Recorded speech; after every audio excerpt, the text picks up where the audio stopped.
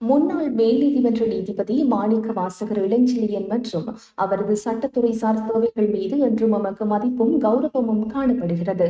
திட்டமிட்டு அவருக்கான சேவை நீடிப்பு மறுக்கப்படவில்லை. குறித்த காலப்பகுதியில் சேவை நீடிப்பிற்கான அவசியம் ஏற்பட்டிருக்காது என்று அமைச்சரவை பேச்சாளர் அமைச்சர் நலிந்த ஜெயதீச தெரிவித்துள்ளார். தனக்கான சேவை நீடிப்பு குறித்து ஜனாதிபதி அனுரகுமார திசாநாயக்கவுக்கு 4 சந்தர்ப்பங்களில் கடிதம் அனுப்பியதாகவும் அவற்றில் ஒன்றுக்கேனும் பதில் கிடைக்கவில்லை என்றும் முன்னாள் மேல் நீதிமன்ற நீதிபதி இளஞ்செழியன் கவலை வெளியிட்டிருந்தார்.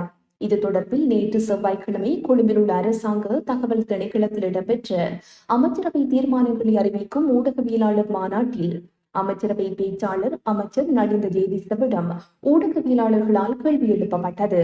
அவற்றுக்கு பதிலளிக்கையிலேயே அமைச்சர் மேற்கண்டவாறு தெரிவித்துள்ளார்.